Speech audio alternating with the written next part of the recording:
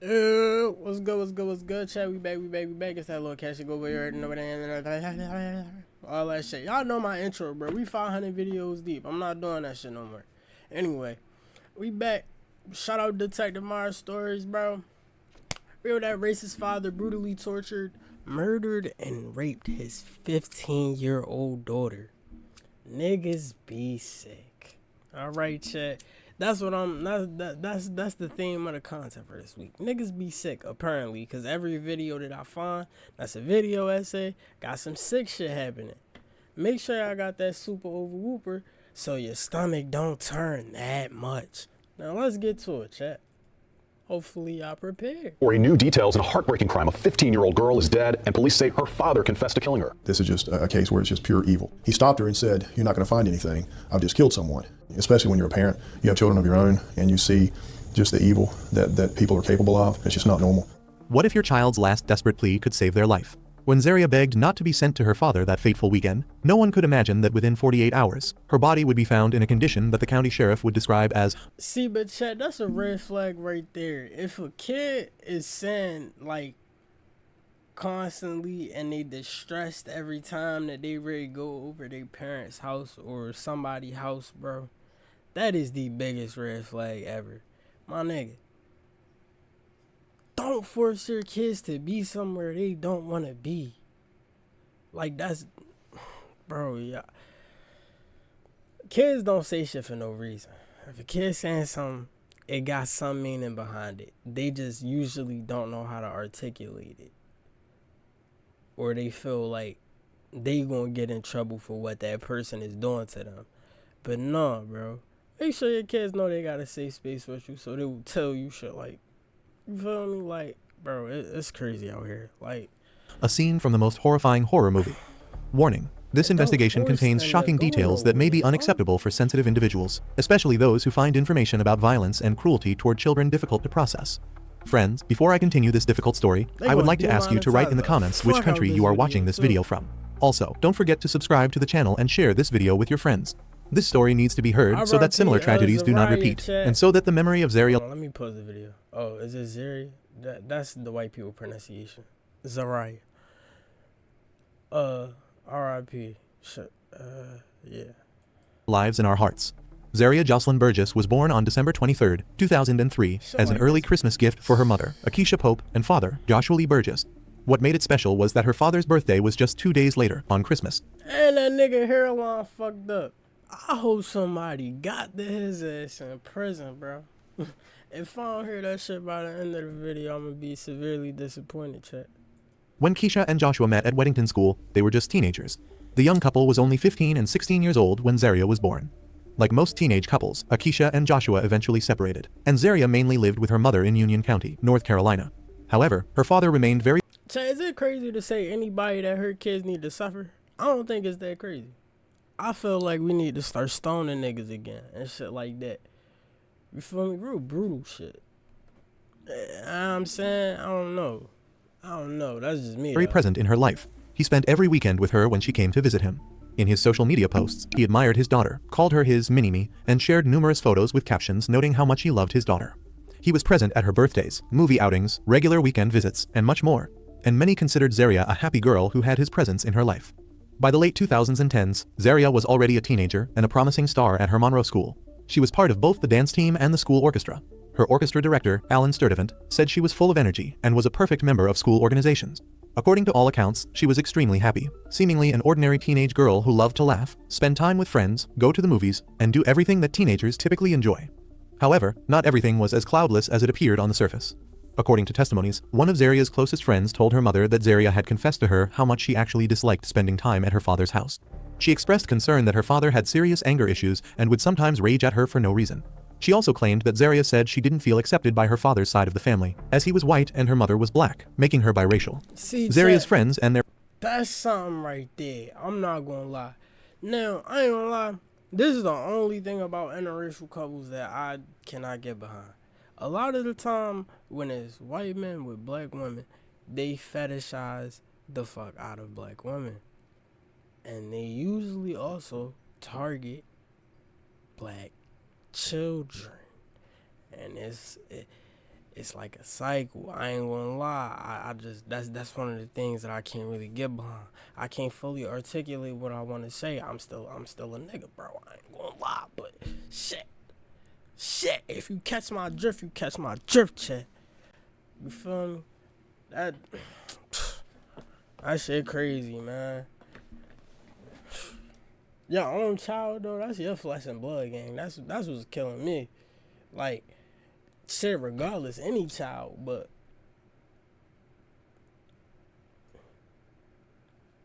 that's half you. Like, that's Their parents suspected that Joshua might have been using drugs, but she never confirmed this. Regarding Zaria's mother, Akeisha, and her attitude toward how her daughter perceived her father, it was never clearly understood whether Akeisha knew about her daughter's feelings toward her father for some time. Akeisha was accustomed to weekends without her child and used this time to be part of a dance group at her church. The only way for her to go there was to send Zaria to her father. On the weekend of August 17, 2019, Zaria begged and pleaded with her mother not to send her to her father's house. She was so adamant about not going that she sent a message to one of her friends asking to stay overnight. But the friend replied that she couldn't because her family had their own plans for the weekend. So, unfortunately, Zaria had no choice but to go to her father's house. To this day, that friend regrets not allowing Zaria to stay with her. Akeisha didn't perceive her daughter's hesitation as a warning sign, instead just attributing it to teenage behavior when teenagers want to do what they want and show disobedience. So she still sent her daughter to be able to be part of the church dance group. What Akeisha didn't know and probably— that shit goofy. I'm sorry, chat, but I'm calling that shit goofy. That shit goofy right there. Like, it didn't even throw no red flags in your head. Like, damn, why do my baby really not want to be with her dad right now? Like, what could possibly be happening? And, like, chat, it's like your maternal instincts don't kick off like that. Like, my mom didn't even used to let people watch me, bro. If it wasn't her, my dad, or my sister, nobody was watching me, bro. So it's like, I don't understand it sometimes, because it's like, if a kid telling you they don't want to be somewhere, they telling you that for a reason, bro. Probably could never have imagined, even in her worst nightmares, was that this would be the last time she would see her daughter. Sunday, August 18, 2019, approximately 9:24 in the morning. 32-year-old Joshua Burgess walks into a police station and tells the first officer he sees that he is turning himself in for a crime. The officer says, "Okay, let me get your name and check the system for any warrants for your arrest." But Joshua stops him and says, "No, you don't need to do that. You won't find me in the system." He states, "I just killed someone." At this point, police invite him into an interrogation room to give a full statement. Before the information reached the media, Joshua gave the police a complete confession about what he had just done. He named his daughter's full name and with zero emotion, as calmly as possible, explained that he had just taken his daughter's life, and if they went to his house now, they could find her body at 5-100 Hampton Meadows Road in Union County, Monroe, North Carolina. Neighbors stated that they didn't even know anyone lived in that house. They thought it was abandoned or a drug den. The police went to the address provided, and indeed, there they found the body of 15-year-old Zaria Burgess. The scene that investigators encountered could be described as something straight out of a horror movie. When they opened the door to Joshua's house, they entered the living room where they found Zaria's body in a very disturbing state without clothing, with traces of numerous injuries throughout her body, with a serious wound in the neck area, and her hands and feet were restrained with handcuffs. Joshua had positioned Zaria's body as if showcasing his deed, especially considering what he told the police during his confession. Although Zaria's body had numerous wounds, the examination determined that the cause of death was a deep neck injury, officially described as a sharp object wound to the neck. But these are not all the disturbing details of what happened. Before inflicting fatal injuries on Zaria, Joshua tortured his daughter for more than 22 hours. He committed sexual assault against his own child, psychologically abused her, and applied strangulation. Joshua was charged with 1 count of first-degree murder, statutory sexual assault of a person 15 years or younger, 3 counts of first-degree sexual assault, first-degree kidnapping, and first-degree sexual exploitation of a minor. Before continuing this heartbreaking story, I want to ask for your support. If you believe that such stories should be told, please leave a comment, share your thoughts, subscribe to my channel, and spread this video among those who should hear it. Consider becoming a channel sponsor to help me continue my work covering child safety and stories reach sentenced to death for the murder of Zaria, as well as an additional 76 years for other charges he was found guilty of. The execution protocol involves lethal injection, and in North Carolina, for the death penalty to be imposed, the jury must vote unanimously for it. Otherwise, the accused is sentenced to life imprisonment. Now, chat, hear me out. I understand death, right? But for niggas like this, they don't just deserve that, bro. They need to suffer. I'm trying to tell y'all, bro. Like, make these niggas suffer, bro. Like, fuck. Like, that shit too merciful, bro. Like, you don't think the person that they did that to is suffering in their last moments? I don't know. I feel like an eye for an eye, bro. Like, at that point, some shit happen like that to one of my kids, bro. It's up there. I ain't gonna lie. Well, yeah, I ain't going for that. I can't go for that, bro. Like, what? Nah, that felt a little too sweet. Although Joshua confessed to his crime, a trial was still necessary as the state sought the death penalty. And despite Joshua confessing to his crime, he pleaded not guilty, and his attorney asked that his state confession not be replayed for the jury. But obviously, this request was denied.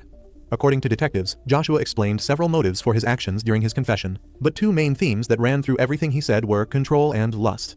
According to information from witnesses who were present in the courtroom during the replay of Joshua's confession, he spoke without any remorse and said that he had planned all of his sinister weekend with Zaria. From breakfast with her to the horrible acts he imagined he would commit, and fantasized about it all day, until he surrendered to the police. He allegedly stated that he had unnatural feelings towards Zaria, and as she grew older, he didn't want her to be with anyone else. He wanted her to belong only to him in the most sick, perverted sense. Hold on. This nigga said that about his own daughter, bro? Like, what? What's the opposite of the edible complex or whatever the fuck? That's what that nigga got. That shit weird. Like, no, there's no way. Nigga said she started getting older and I just didn't want her to be with nobody else. Bro, what? Nigga, you her father, bro. Now check. When I say this, I don't mean this in no racially charged way. That's that white people shit. I'm sorry. It is also alleged that he said he initially planned to create a scene at the police station when he came to surrender so that they would shoot him. Essentially, this would have been suicide by police. However, he eventually gave up on this because he was afraid to die. According to those present, Joshua claimed that he enjoyed every moment of what he did to Zaria, and that these were the best weekends of his entire life. After he inflicted severe injuries on Zaria and strangled her, he thought she was already dead, but the girl managed to gather her last strength and come to. She had enough strength to get up and try to escape when she rushed to the door, but Joshua caught up with her, grabbed her, and inflicted a fatal wound to the back of her neck, then placed her body on the living room floor. Union County Sheriff Eddie Cathy said, "The details of this murder are unspeakable. Every officer and detective involved in this case feels the consequences of what happened to this child. There is no logical answer that would explain why this person did what he is accused of. Our hearts and prayers are with Zaria's mom and her family." The Union County Sheriff's Office stated, "This was truly an especially heinous, cruel, and cold-blooded murder of an innocent child. This case was emotionally draining for all involved. We continue to grieve with Zaria's mother and pray for her." After Zaria's death, internet detectives began searching for possible motives why her father, who outwardly appeared to love his daughter very much, would kill her in such a horrible way. As already mentioned, detectives stated that his main motives for the murder were lust and control. However, the state of North Carolina kept information about this case secret. What's getting to me is, bro, firstly, how can you lust after a little girl? Secondly, how can you lust after a little girl that you played half the part in creating, bro? Like, that's some sick psychology, bro. Like, you gotta be bottom of the dirt, scum.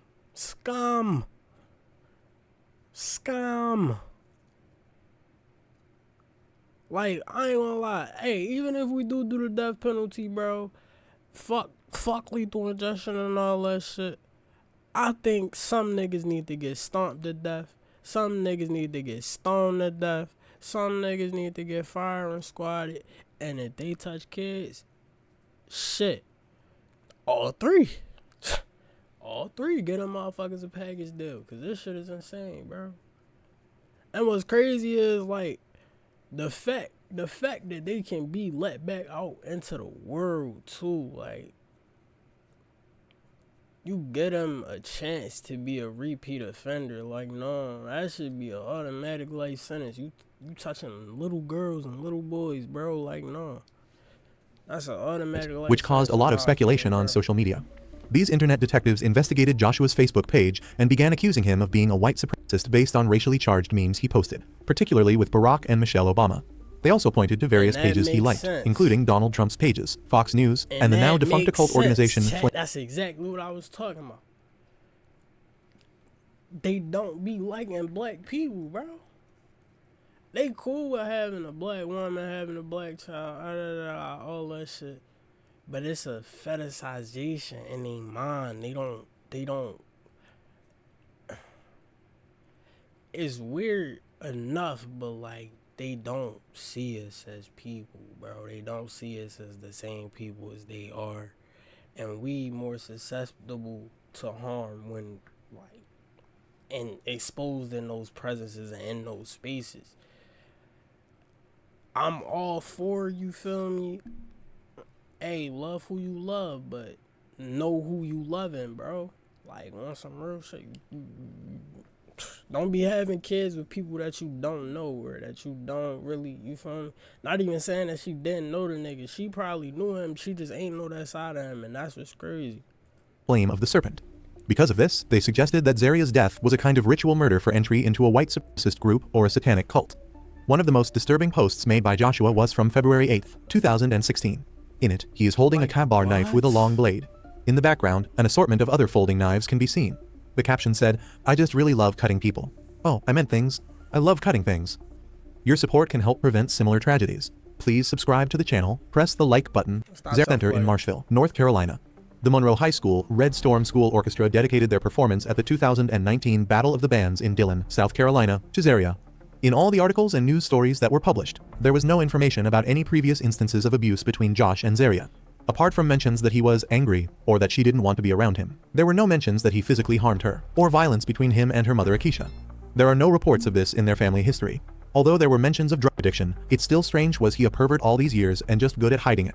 Was there violence that simply was never documented? Bro, how can one wake up one day and just say, you know? Nah, not a 10 probably, bro. He probably been manipulating that girl since she was born, bro. And you know kids, they grow up, the way that they grow up, they're attached to their parents, whether it's their father or their mother. So it's like, you feel me? Until they get to a certain age, it's hard to really find out. But I doubt that this was the first time he ever even did some shit like that to his daughter, bro. Because usually it don't be. It really don't be, and that's the fucked up part. You know what? Today I'll let the devil take over my flesh and commit this horrible act on my own child, and even planet. Even family members are puzzled as to why this happened. Zaria's family was devastated by her loss. No punishment will ever seem sufficient for the sick demon who committed such a crime. There is no logical reason that could explain Joshua Burgess's actions. Ultimately, testimonies about Zaria's character indicate that she was a loving, full-of-life girl whose life was tragically cut short by the horrible actions of a man who should have protected her. This story breaks the heart and is a terrible reminder of how important it is to listen to our children's concerns and be vigilant about warning signs that may arise, even when the family outwardly seems normal. That's a fact. Sometimes the scariest monsters don't live in fairy tales, but in real life, and often their victims are defenseless children, like Imani Moss. Today we will try to understand how the system failed this girl and what lessons we all must learn from her story. In a disturbing murder case, 10-year-old Imani Moss starved to death before her body was burned in a trash can. Dear viewers, I warn you that the following story will be extremely heavy and may shock you. But I cannot remain silent about what happened to Imani Moss, because her story is not just the tragedy of one family, but a symptom of deep problems in our society. Before we dive into the details, let me welcome all new viewers of my channel. Please subscribe and turn on notifications so you don't miss out on new videos. Please give it a like, share the video with your friends, and be sure to watch it to the end to hear the full story. Imani Moss was born on April 23, 2003 in the city of Atlanta, Georgia. She was one of 5 children born to her. Was born on April 23. Matter of fact, I feel like they're going to loop it back. The end to hear the full story. Imani Moss was born on April 23, 2003 in the city of Atlanta, Georgia.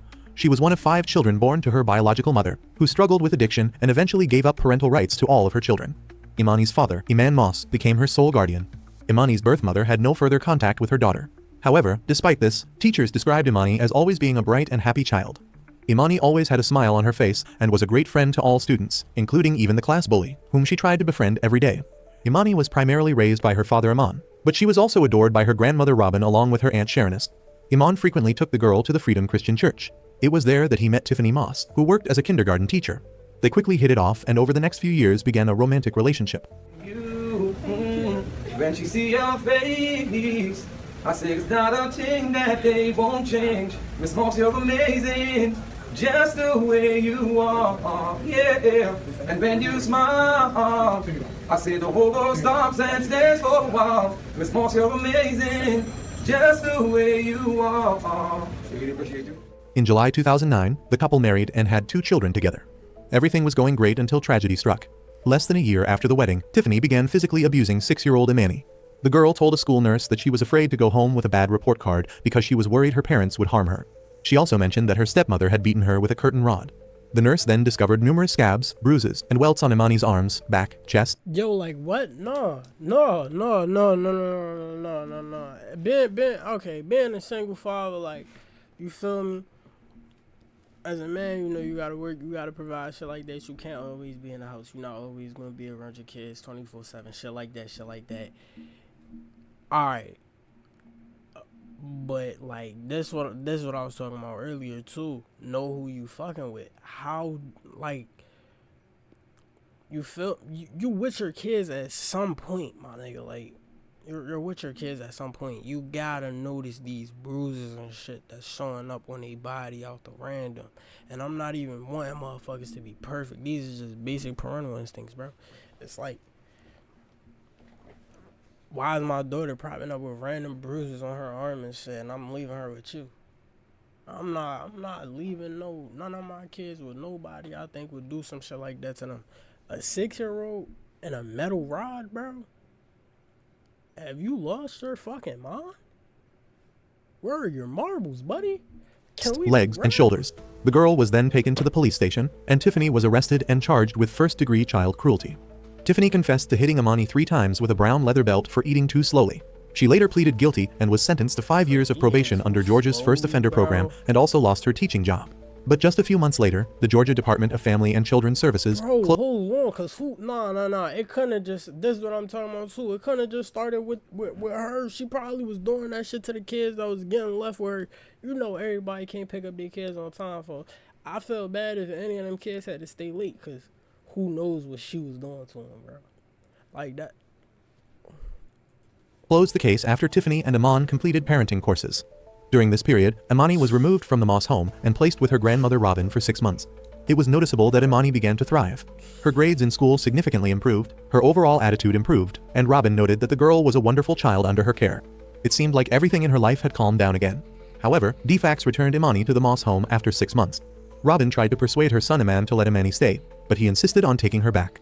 Over the next 2 years, the abuse continued. In July 2012, it was documented that Imani tried to run away from home twice. In one of those instances, she went to the apartment office and told management that she wanted to run away because Tiffany had tied her up with a belt and put her under a cold shower. Police responded, but Tiffany and Iman told them in response that the girl was lying.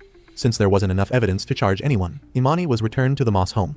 In another instance, Imani ran away and was found sleeping in the bushes of a neighboring apartment complex. She was found by a police officer, to whom she said she ran away because her stepmother was mistreating her.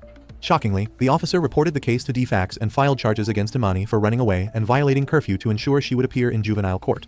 From 2011 to the summer of 2013, the Moss family moved around Georgia, sometimes living with relatives. Imani's father was found sleeping in the bushes of a neighboring apartment complex. She was found by a police officer, to whom she said she ran away because her stepmother was mistreating her. Shockingly, the officer reported the case to DFAX and filed charges against Imani for running away and violating curfew to ensure she would appear in. So as an officer, a 6-year-old is sleeping in the bushes and tell you that she's being abused by her step-parent, and your conclusion is to report the child to the juvenile detention center because the child is getting abused. You ain't even think, hey, maybe we should do a wellness check. Why not get CPS? I don't know. You're an officer, bro. Like, y'all got resources. Don't y'all? What the fuck? What the fuck are y'all here for? My fault. Juvenile court. From 2011 to the summer of 2013, the Moss family moved around Georgia, sometimes living with relatives. Imani's father, Iman, worked long hours and rarely saw her except on weekends. As they began living on their own, Imani rarely saw members of her extended family. This continued until Mother's Day. Iman's sister, Sharonis, invited the Moss family over to her house for Mother's Day along with his mother Robin. Instantly, Sharonis and Robin noticed that Imani's hair had been cut. When Robin asked Tiffany about this, she replied, "If you act ugly, you'll look ugly." They also noticed that Imani's behavior had become more timid than they remembered. Despite all the abuse at home, she somehow maintained good grades and a relatively positive attitude at school. After the end of the 2012 to 2013 school year, the Mosses announced their intention to take Imani out of public school and homeschool her. Imani's aunt, Sharonis, openly objected to this decision and even called the DFAX to intervene. but her concerns were ignored as they refused to do anything about it because the Moss family already had 2 younger children at home. Imani was now completely isolated from any contact with the outside world. On August 6, 2013, DFAX received an anonymous report that Imani was suffering from neglect by her father and stepmother and looked thin. However, they did not even bother to visit the home after the report, allegedly because they did not have a current address and information about the ongoing abuse.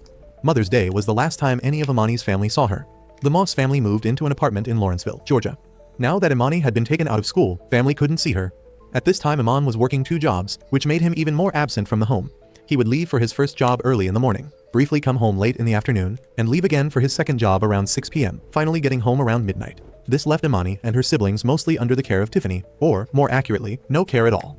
Although there were no records indicating that Tiffany's biological children suffered abuse, this didn't stop her from continuing to abuse Imani. Sometime after the summer of 2013, Tiffany began starving Imani.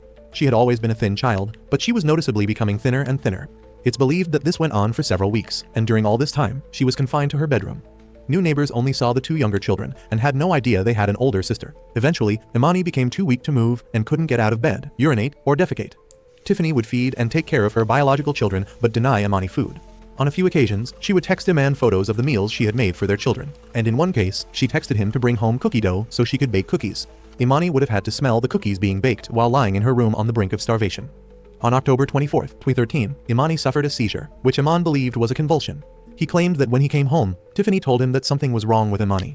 He then went to the bathroom and found Imani in the bathtub on the floor shaking. She was unresponsive, and her eyes kept rolling back. Instead of calling paramedics or taking her to the emergency room, he carried Imani back to her bed, where she lay for the next few days. During those days, Iman would visit her and try to feed her, but unsuccessfully. Tragically, she passed away on October 28, 2013. Iman learned of her death when Tiffany called him while he was at work to deliver the news.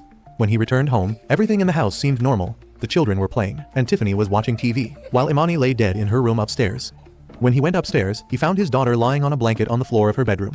He told Tiffany that they should call the police, but unsurprisingly, Tiffany refused, fearing they would lose their 2 other children. Instead, she insisted that they needed to hide her body, so Iman wrapped Imani's body in a blanket and put her back in bed. Incredibly, the couple kept Imani's body in the apartment for several more days, and their lives largely returned to normal. Iman claimed he went to work and came home to spend time with Imani's body, grieving. Since the couple had agreed to conceal Imani's death, Tiffany went to the store and bought new sheets and a new jumpsuit after the ones that were on her bed were— Yo, nah, I ain't gonna lie, my nigga. Like, what, bro? You hiding your daughter dead body because her stepmom told you to? I ain't gonna lie. The nigga in this joint a goofy. With all due respect. That shit crazy. I ain't gonna lie. She's the direct cause of your daughter going through what she went through and passing how she passed. And you went for that, bro. You ain't had no questions. How your kid's fine, but my kid just somehow end up dead. I don't know. I guess that just don't. were still soiled with excrement and urine. Tiffany suggested they burn her and report her missing, so they did it. Imani's father went to Walmart to buy a galvanized trash can, garbage bags, charcoal, and lighter fluid. On Halloween, Tiffany and Iman decided to put her body in the trash can and burn it. When they tried to fit her into the trash can, they realized how stiff her body was with 4th stage rigor mortis, so they had to manually break Imani's bones. Then they used duct tape to bend and compress her bones together. Iman covered her with a blanket before stuffing her into a trash bag and into the trash can. The next morning, they transported the trash can in the back seat of their car with their 2 other children in the car, looking for a place to burn it. Eventually, they found a secluded spot and pulled the trash can with Imani's body out of the car. They added pieces of charcoal to the bottom of the can, doused the body with lighter fluid, and set it on fire. As they watched her body burn, they realized it wouldn't burn to ashes. After about 5 minutes, they put out the fire and returned to their apartment. But Imani's body was still in the trash can. The day after the attempted burning, Iman went to work with Imani's body still in his car.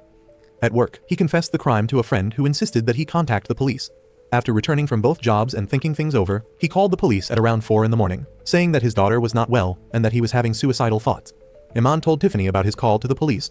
Tiffany immediately began to pack up her belongings, leaving the trash can containing Imani's remains in a grassy area of the apartment complex, and fled with the children in the family car.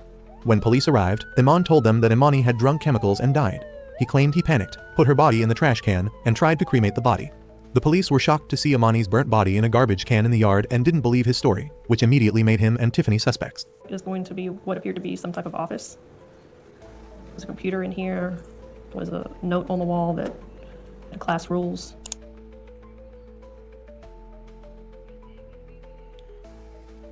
Try your best, smile, stay motivated, and have fun were the class rules. Going straight back, this is going to be what appeared to be the master bedroom.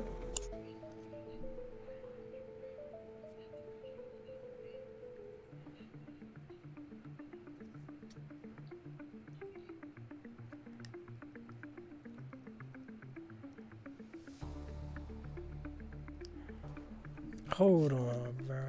Oh, no, I'm tripping, chat. Dyslexic data in the building, man. I can't read. I forgot about that shit. I ain't gonna lie. That just humbled me. So still in the master bedroom, there was a small sofa or love seat type furniture.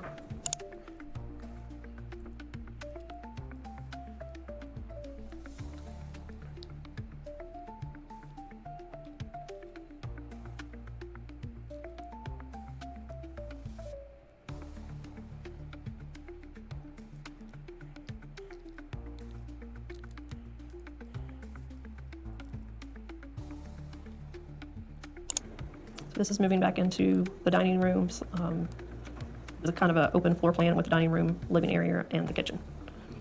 We're moving into the kitchen at this point. Those items had been pulled out from underneath the sink by one of our specialists.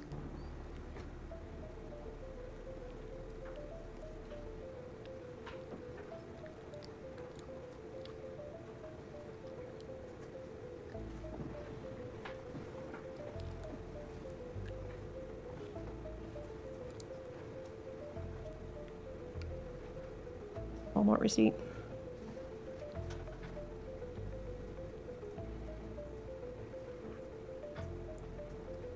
That's bedding.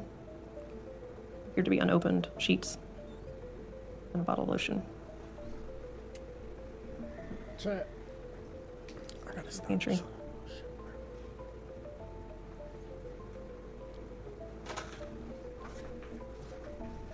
Iman was immediately arrested, and a search began for Tiffany. After some time on the run, Tiffany eventually left the children at her mother's house and decided to turn herself in to the police. Quite quickly, Iman... Nigga type dumb. I ain't gonna hold you. Like, first things first, the first thing you should have did, regardless.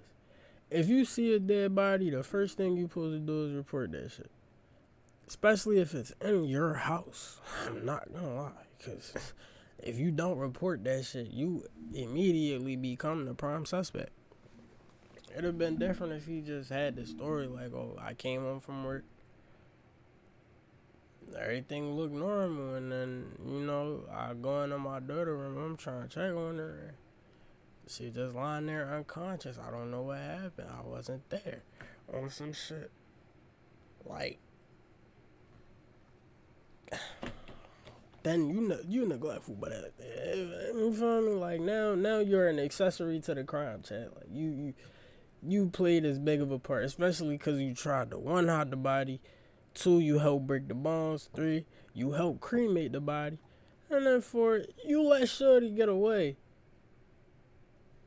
after she did that to your daughter. You a crazy nigga. Iman confessed that he lied about reporting that Imani had drunk chemicals herself. Did you ever see any problems between Imani and Tiffany while you were at Pearlie's? Yes. Tell me about those. Ever since going back to 2010, ever since then it was like a love-hate relationship. Explain to the jury what you mean by love-hate relationship. You know, her and Imani was like it was always something they couldn't get along. Did you ever know of Tiffany from 2010, after 2010, to discipline Imani? No, not until the incident. All right. I want to ask you, when I say discipline, okay, what discipline a child, what does that mean to you? At that time, spanking. But are there other ways to discipline children? Yes. Is sending to bed without their supper a way of disciplining a child? No, that's not. Is putting them in a corner and putting them in timeout a discipline for a child? Yes. So you said that when you said that Tiffany didn't discipline Imani, are you aware of whether or not she used any of the other things other than a spanking to correct her behavior? Yes, she's, let me go back. When we had the incident where she spanked Imani in 2010, we had to take a class. I took a called the fatherhood program, and I think she had to take anger management, and then we had in-home counseling. Because at the time, I was not aware of the other form of discipline, because, you know, I grew up from the old school. You know, you got a spanking, and that was it. So you learned about other forms of Yes, discipline? but at the time, I didn't know, but, you know, spanking and... So after 2010, did you decide that you were going to use the other forms of discipline other than spanking? Yes. And do you know whether or not Tiffany did that too? Yes, best of my knowledge, I think she did. All right. And so you moved did you say in September of 2013? Yeah. To the apartment? Yes, sir. Where did you live? Did you ever live with your mother? Yes, that was, you talking about me and Tiffany or this? You and Tiffany and the children? No, sir. Not the three of you didn't live there? No. Did Imani ever live with your mother? Yes, during the incident in 2010. And after that, was Imani placed with your mother? No, sir.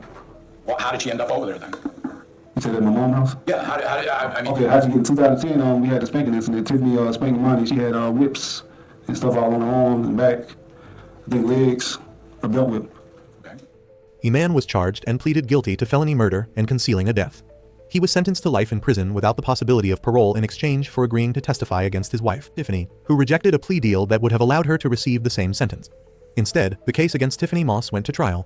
Tiffany was appointed attorneys for her case, but she chose to represent herself, going against the judge's advice. Instead of representation, she had attorneys acting as standby counsel to answer any legal questions. Accordingly, she did not give an opening statement, conduct cross-examination of witnesses, or deliver a closing argument. She faced 1 count of malice murder, 2 counts of felony murder, 2 counts of child cruelty, and 1 count of concealing a death, a total of 6 charges, and she firmly believed that God would help her through it. On the other hand, the prosecution presented 18 witnesses, including Imani's Aunt Sharoness, her grandmother Robin, and her 4th grade teacher. They also had her father, Iman, testify along with the medical examiner. The most shocking of all the information that came out during the trial was Imani's malnourishment. When she was found, she weighed only 30 pounds, and the medical examiner stated that she was nothing more than skin and bones. The medical examiner added that based on her weight, loss of muscle mass, and the fact that her organs were so small compared to normal parameters, she was able to conclude that the girl died of starvation. When jurors were shown autopsy photos of Imani, the weight loss was evident, and several jurors were forced to look away, with one crying. Tiffany Moss never looked up once. Iman testified that Imani ate a lot when he saw her on weekends when he was responsible for the children. The district attorney on the case argued for the court not to give Tiffany a life sentence regardless of parole and to never let her out because she will never change. They said, "She's shown you too much of her ability to be cruel. There will always be that dark side that's waiting to come out." On May 1st, 36-year-old Tiffany Moss was sentenced to death by lethal injection. Verdict as to penalty, count 1, murder. We, the jury, recommend and fix the penalty as death.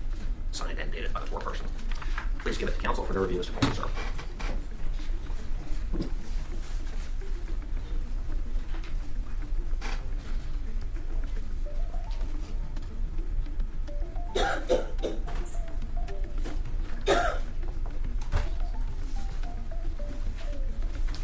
Chat, let me know y'all comments how y'all feel about this. You feel me?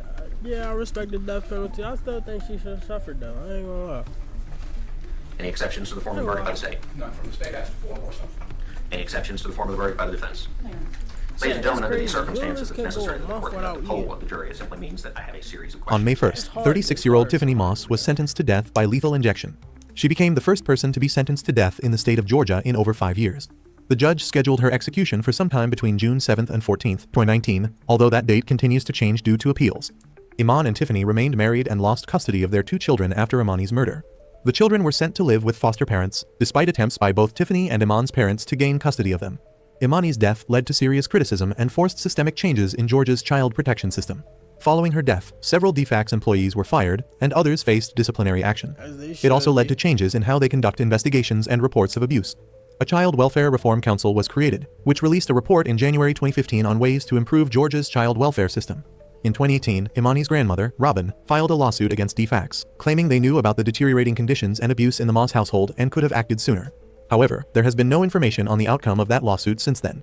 Iman is currently serving his sentence at Smith State Prison in Glenville, Georgia. Tiffany is currently at Arendelle State Prison and is the only woman on death row in Georgia. When she is eventually executed, she will become the 3rd woman in Georgia since 1945. This case was incredibly difficult to report on, but it highlights the negligence and failure of DFACS and those around Imani to protect her from the evils of those responsible for caring for her. May Tiffany swiftly be sent to the afterlife, and may Iman live remorsefully with the guilt of killing Imani. And may I hope they in there beating the shit out of Shorty every day. I don't care if that's fucked up. Anywho, chat. That was a story about how a racist father brutally tortured, murdered, and raped his 15-year-old daughter. And also a story about child neglect, starving a child. And I feel like negligent abuse would be the proper term for that. You feel me? Like just deliberately not taking care of a child until the point where they literally die from starvation. That's insane. That take actual effort. But chat, all that being said, chat, that was 2 really, really sad stories. Once again, shout out to Detective Myers stories for, enlightening us and informing us on these cases, man. This is really some sad shit though. Like, this shit actually kind of fucking with my head. That shit was, both of those cases were genuinely disgusting. Yeah, chat, I don't really got too much else to say. With that being said though, alright, get the fuck up out of here, man. Y'all know the protocol. Y'all know what we do. Without further ado, we gonna salute chat. Stay blessed, stay prayed up, man. Stay hydrated. With that being said, chat, class dismissed.